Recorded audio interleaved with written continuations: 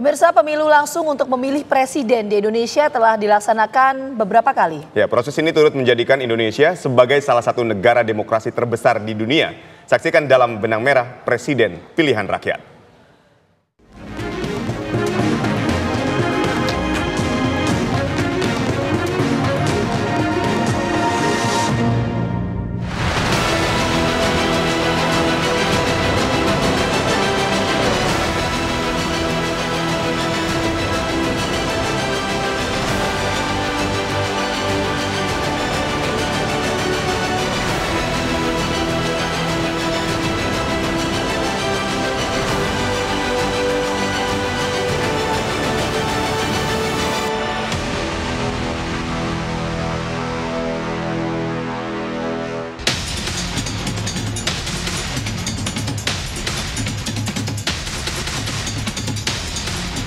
Pemilihan umum Presiden Indonesia 2024 berlangsung serentak di seluruh wilayah Indonesia pada Rabu 14 Februari 2024. Pemilihan ini menjadi kontestasi politik untuk memilih presiden baru menggantikan Joko Widodo yang purna tugas dari jabatannya setelah menjabat 2 periode sebagai presiden. Dan berdasarkan konstitusi, tidak dapat mencalonkan diri lagi sebagai presiden. Dalam kampanye Pilpres 2024, Prabowo Subianto menegaskan komitmennya untuk melanjutkan berbagai program pembangunan yang telah dilakukan Presiden Joko Widodo. Akhirnya pada Pilpres 2024, Prabowo Subianto dan Gibran Rakabuming Raka menang telak, sehingga pemilihan presiden berlangsung hanya dalam 1 putaran saja. Kemenangan ini menjadi yang pertama bagi Prabowo setelah dalam 3 pemilihan presiden sebelumnya dikalahkan oleh calon lain.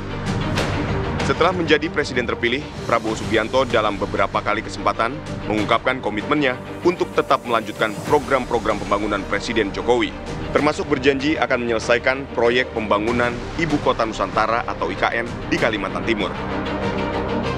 Prabowo juga memastikan pembangunan IKN yang dimulai pada era pemerintahan Presiden Joko Widodo tidak akan mangkrak. Saya kira sudah berkali-kali ya saya sampaikan bahwa saya bertekad untuk melanjutkan, kalau bisa menyelesaikan. Ya, Pak Jokowi saya kira sudah mengambil peran sejarah, beliau yang inisiasi. Saya minimal saya lanjutkan, kalau bisa saya ikut yang menyelesaikan. Walaupun kita sadar pembangunan ibu kota itu bukan pekerjaan yang sebentar, ya. Pekerjaan yang lama, yang berat. Tapi saya percaya dalam 3, 4, 5 tahun fungsi daripada ibu kota ini sudah bisa berjalan.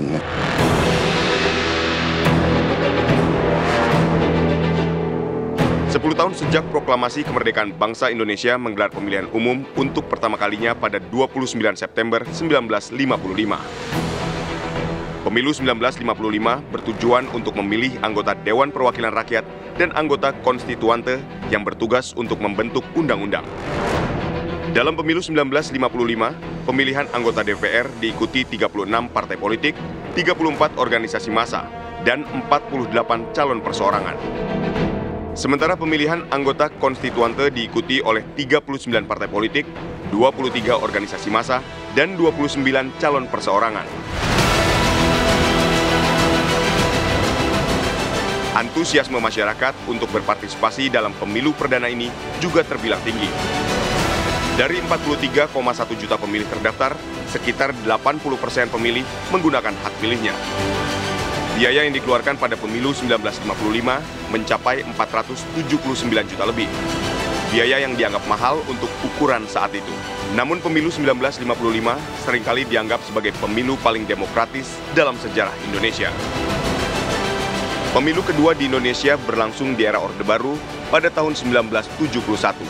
Partai politik peserta pemilu 1971 dibatasi hanya 9 partai dan Golkar. Namun pengurangan dari 172 parpol dan perseorangan di pemilu 1955 hingga menjadi 10 kekuatan politik peserta pemilu di pemilu 1971 masih dinilai belum efektif. Pemerintah Orde Baru pada tahun 1973 akhirnya berhasil mendorong fusi sejumlah partai hingga hanya tersisa 3 kekuatan politik peserta pemilu, yaitu P3, Golkar, dan PDI. Pemilu dengan peserta 3 kekuatan politik ini berlangsung selama era Orde Baru hingga pemilu 1997.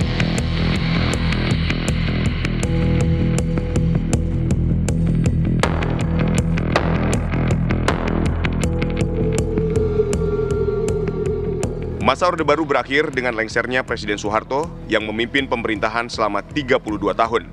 Saya memutuskan untuk menyatakan berhenti dari jabatan saya sebagai Presiden Republik Indonesia terhitung sejak saya bacakan pernyataan ini pada hari ini, Kamis 21 Mei 1998.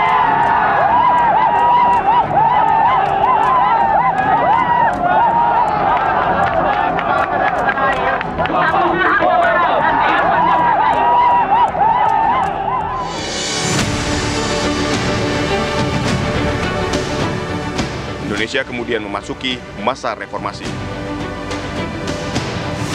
Pemilihan umum 1999 menjadi pintu gerbang bagi Indonesia memasuki era demokrasi setelah 32 tahun lebih berada dalam kekuasaan Orde Baru.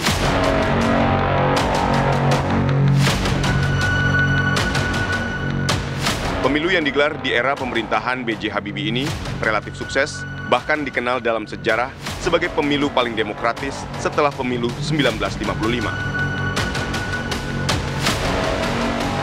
Pelaksanaan pemilu 1999 pun disambut gegap gempita oleh rakyat. Puluhan atau bahkan ratusan partai politik terlahir, meskipun pada tahap verifikasi, Badan Hukum dan Verifikasi Faktual sebagai peserta pemilu hanya 48 partai politik yang lolos. Selama masa tersebut, Presiden dipilih oleh MPR. Selanjutnya pada pemilu 2004, Presiden dipilih langsung oleh rakyat.